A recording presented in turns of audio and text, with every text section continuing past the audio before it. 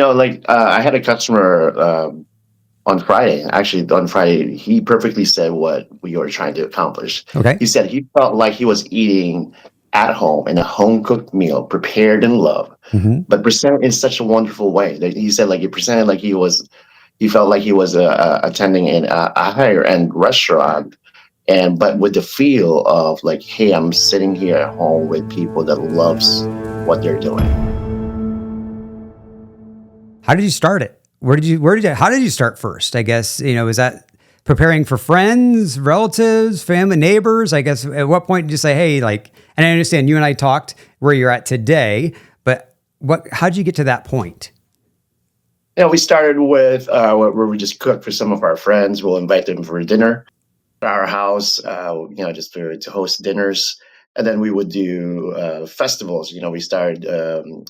We participated in some of the local festivals here in Grand Rapids. One is the Grand Rapids Asian Pacific Festival. And then after that, it just kind of grew the love and excitement of being able to share the cuisine and culture with people. And so an opportunity came in 2003.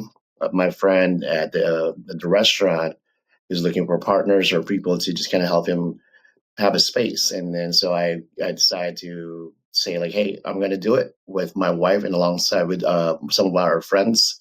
So we did like a pop-up uh, um, restaurant for a whole year with some of our friends at that existing restaurant. And then for now, it's been the 3, 4 months that Jackie and I are flying solo at this location where you actually visited us, Mark.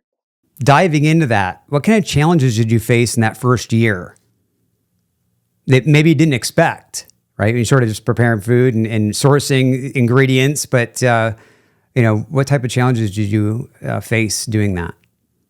Like some of the challenges you asked me. So some of the challenges that just to kind of get started was like the whole premise, like you just getting started. Like the best part of starting something new is trying not to talk yourself to not do it. And so Mhm. the biggest challenge that we had is how do we get it started? And good thing that we had all these friends that has their own restaurants who are very, very accommodating and very encouraging, saying like, hey, you just got to do it. You will learn from experience. And that's kind of like how we get started.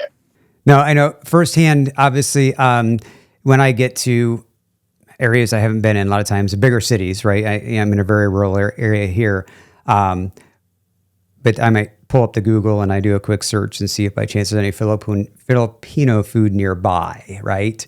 And I was, shocked when I saw just a short drive away, a few minutes away was this restaurant that was opening at 5 p.m. And I'm like, you've got to be kidding me. There's no way, right? So, and I think through our conversation, quickly found out that you're like it. There's really nothing else around the area, the Grand Rapids area there, serving Filipino dishes, correct? That is correct. We are the only restaurant currently in West Michigan. I mean, we have friends who, like they're great cooks as well. Uh-huh. And I'm hoping that in the future that they will feel encouraged and empowered that that they can do exactly what we're doing. And so I'd love to see more Filipino restaurants pop up in the future. But for now, we are it. You're it. Well, I'm one to say I'd love to see more as well, just everywhere, right? Go and make. I think that Americans are missing out on some amazing food by Well, having so little Filipino options. He said Colorado Springs is out my mother's area, and I found maybe one specific Filipino restaurant, that I haven't yet to get to experience yet because I was sick. But there were some other, maybe we were mixing maybe some Hawaiian food with some Filipino food, but they weren't dedicated to strictly Filipino cuisine. we decided that we are going to be strictly as authentic as possible. And the only limitations we'll have are the ingredients. We can't obviously get all the possible ingredients that we want to use, but that will be the only restrictions. And the whole goal is to represent the culture and the cuisine of the Filipino culture Yeah. and be really proud of what we can offer. And I've seen some places where a fusion has been created. More power to that. I love what they're doing, but I just believe there's such a beauty on the authenticity of just being true to what you can offer, and as much as possible, we just want to be like strictly just Filipino. No, love it. And I met your wonderful wife Jackie, and there in person, and you yourself, and you were very accommodating. And I walked in the door, right, like going like, oh, this guy, he's so friendly, and like you were very welcoming, and I really appreciated that. And a lot of times in restaurants, these days, it's hard to find good service and good food, and that combination together, and people that really appreciated being there, and I really felt that. Um, That's one, that's wonderful to hear, Mark. I mean, that's just part of the Filipino culture. I mean, if you have been to the Philippines, I know you have, mhm. but you can feel that in the presence of the people. That's something that's ingrained in us. The hospitality, making sure that people feel very welcome at home. No, I love it. And yes, you're right. I experienced that firsthand just a few months ago when I was in the Philippines, and along with some amazing food. And, I had some assistance ordering off your menu. And my understanding, your menu rotates a little bit on a week to week basis, but, with some variety. But, some of the items on that ordered was specifically mentioned that it's hard to find those at a restaurant because really that was kind of like a home style cooked food. So, Yes, you exactly. get. Sorry, Mike. Go ahead. No, I said, so, help me understand as far as bringing that, not necessarily commercial or restaurant, but bringing a home style cooked entrees or options to share. Like I had a customer on Friday. Actually, on Friday, he perfectly said what we were trying to accomplish. Okay. He said he felt like he was eating at home in a home cooked meal, prepared in love, Hmm. but presented in such a wonderful way. That he said, like he presented like he felt like he was attending a higher end restaurant, and but with the feel of like, hey, I'm sitting here at home with people that loves what they're doing. And so I think that is the best way to summarize the way our cuisine is presented at our Hmm. restaurant. We just want to make sure we share the love, but we also want to level up the presentation because we want to make sure it's respected and it's also a great representation of who we are as Filipino. No, great. So let's go back a little bit. Can you share some of your earliest, I guess, memories of Filipino food? Well, I grew up in the Philippines. I grew up in Manila and Balotong, Manila to be exact. And all I can remember is just my mom and my grandma in the kitchen, just toiling away, preparing foods that I enjoy. I remember my mom just, like also allowing me to be in the kitchen and like cutting up vegetables or actually doing some of the cooking at 6 or 7 years old. So I just remember just all the different tastes. And then when you go to your cousins, your uncles, and then in the Philippines, there's so many different times that I feel like we make up festivals and events because we want to have an opportunity, a chance to invite our friends and family to just gather in a town. And so when you go to towns, everybody's so welcoming. Everybody wants you to eat. It's like one of the greetings that you go into a Filipino home is the first thing they ask you is like "Kumain ka na ba?" Which is have you eaten? I mean, that's our love language, right? We want to make sure that you're perfectly fed, and this is how we share our love with people. Well, I know I felt that love when I was in the Philippines because there wasn't a day that went by that I probably wasn't almost ill from the amount of food that was being fed, right? Like going, it was nonstop. But, that allowed me to experience so much. But, once again, in smaller portions, so I could sample a lot. Um, and so you said you're originally from Manila area, right? And my understanding is your wife is not. She was born in Mindanao, which is the southern part of the Philippines, but she also grew up in Davao City. And so that was where she grew up. The Philippines being an archipelago, having 7,641 islands, we all develop our own like cooking styles. I mean, what something that we would share at a restaurant, adobo, like the process of the cooking adobo can be different from like different from families, and like it's just so different from different regions, but all share this kind of like same kind of common basic using the soy sauce, vinegar, and it's just a cooking process. And so I could say like even though she's from Davao City, she and I have a shared love for food, and like the cooking of food might be different, but it's still showcase the beauty of the Philippines. Yeah, and that's something I was going to ask you with your wife being, I guess, raised in a different portion of the Philippines, right? Different region of the Philippines. And we know that obviously dialects can be so drastically different in short distances, but then on the food, and her upbringing and how does that differ from yours and how you are used to things being made in Manila? Uh, the same I believe the same thing applies for the Same thing families in applies. the Philippines, right? Because it's just like your family, your familials. Hmm. They're always going to be taking care of you. They're going to share with you the way that they would prepare meals. Like the whole idea is like, hey, we all spend time together in the table. We'll share with you how we cook it because there was no cookbooks before, right? It was all about um, verbally sharing the cuisine, the recipes being passed down from generations to generations, and also being passed down to different region. My wife, she speaks four different dialects or four different languages, Hmm.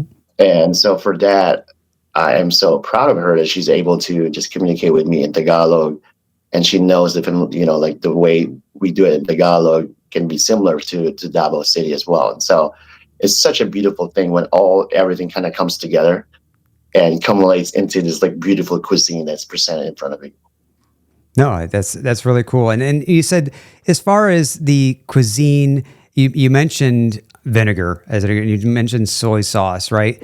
What are some of the key ingredients that is most general in most of the cuisine or most of your offerings? I guess. I mean, is it mostly soy, mostly vinegar? Are there other things that are kind of a staple across the board? So I would say vinegar is a big uh, use for us at the restaurant, but vinegar has always been something that's been used. Like the early accounts for adobo cuisine or the way the process was, vinegar was used for preservative, and that was also used as a way to cook the meats. Hmm. The soy sauce was introduced by the Chinese later on, and later on, but the term adobo, when the Philippines was colonized by Spain, the Spanish called that indigenous cuisine or way of preparing meats or cooking as adobo or adobar, like to marinate. And so it just kind of stuck. But it's Okay. the vinegar is like the big thing that Filipinos would probably use us at the restaurant. We need it. We love it. We love the taste of it.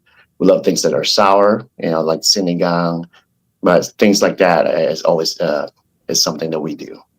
So the recipes you use in your adobo, are those traditional? Are those either your family or her family recipes, or is that a combination of both? It's a combination of both. Both the taste that we love and like something that we know that our son would enjoy, and so it's really combination of the two of us. Mhm. Mostly, just going with the basics, right? The soy sauce and vinegar, and just like developing that taste from there. So the name Adobo Boy. Obviously, we know where adobo comes from. How did you settle on the name Adobo Boy? You and the wife. It's kind of funny that you asked that. So Adobo Boy is really a nickname for our son. So when he was 3 years old, he's tasted pork adobo, and he always asked his mom for adobo. Always, saying like, "Mom, I want some adobo." And then we just started calling him Adobo Boy, and that moniker just kind of like stuck with him.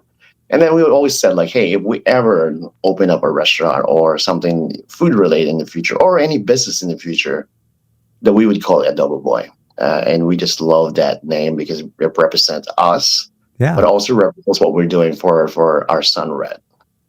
You said his name is Red. His name's Red. All So right. Red is a combination of Ray Uh huh. and Ed. My wife's dad's name's Ed. My dad, his name was Ray. That's very interesting because recently, actually, I have one team member that's on maternity leave right now, and she shared with us and basically how she's coming up with the baby's name, and it was like a combination of like three or four names put together, right? And like going, well, that's really interesting. It's not just finding a name, or it's like going, it was like three or four names they combined. I don't know if we were following any traditional norm, but we just wanted to make sure we honor both of our fathers. And I don't know we came up with different combination, but the name Red was just something that's easier to kind of say. Now, what type of, I guess, feedback? Obviously, someone like myself coming in and raving about your food. When I was sitting in there, I heard a gentleman walk in and he was talking with you, and he's like, "I've never had Filipino food," right? And do you get a lot of that? People walking in and go, "Hey, I've never experienced Filipino food," and what kind of feedback do you get from them?